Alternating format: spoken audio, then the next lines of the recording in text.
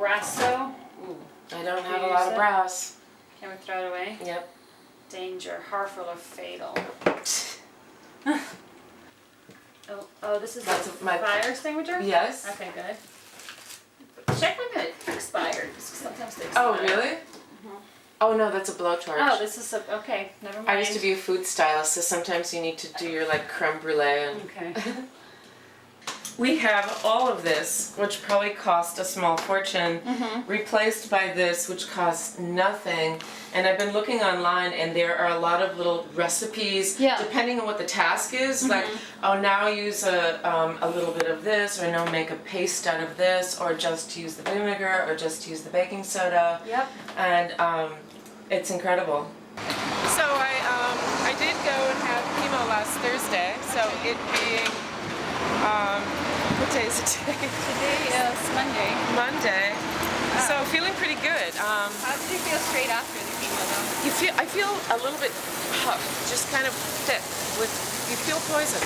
I mean, which you are. Yeah. And I'm very physically fit as far as being a patient of this kind of cancer. So we're going to try it on a, just each dosage. We're going to see how it goes. Okay. And if it suddenly start feeling really bad, we're going to stop it. But we're going to continue because that seemed to be working. And again, what I'm hoping is that to get over this treatment, and then what we're doing, working on, is going to be what maintains me in the future, because I really would rather not go through it again. Chemo and spend time in a hospital. Not very fun. So people's three main concerns in my experience with the tap water in New York City are the lead, the chlorine, and the fluoride.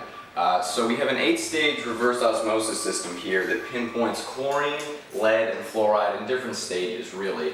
The carbon-based filters we have now here are much more effective at filtering chlorine than some other types of filtration, so that's where the chlorine is removed. It follows through to the reverse osmosis membrane, which is really the pivotal part of our filtration system, and really the biggest part of most filtration systems. It's a semi-permeable membrane with holes in it that are exactly the diameter of a water molecule. So anything smaller, or the same size, will pass through at very high pressure. And anything that's larger, will just be on the outside of it. It'll be contaminated on the outside, which gets rinsed off and sent down the contaminated water drains, down the regular drain. And that takes care of the lead, that takes care of the fluoride, it takes care of pharmaceuticals, arsenic, chloramine, what have you. well, what I didn't know is that New York City water was fluoridated.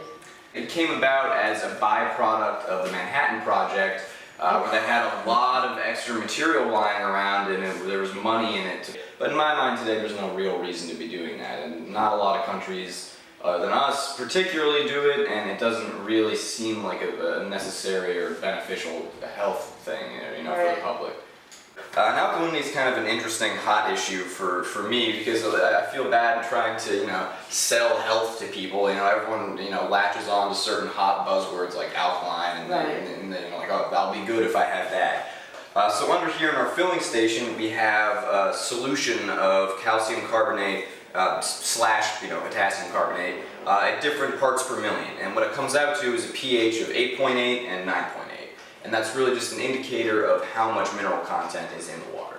So, again, we're stripping all the mineral content out of it, not necessarily on purpose, but as a byproduct of the filtration, and then we just add it back in because it's really necessary for your body to absorb a lot of minerals. And if you eat a healthy diet full of fruits and dark vegetables, you're going to get a lot of the nutrients and the minerals you would need in any case. But your body really does absorb a lot of minerals through your water.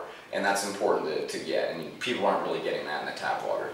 So how many tumors do you have at the moment, do you know? I know that there are two major ones, and one has pretty much liquefied, and the other one is half the size that it was. But they say that when ovarian cancer recurs, the reason that they don't just go in there surgically and get it out is that one description I read is that it looks like Rice Krispies. There's just bits everywhere. So the treatment is really like the most practical thing to do, because if you go in there and get like one tumor or two tumors and you're left with all these other bits, that's pretty invasive to not really get eradicated. Yeah.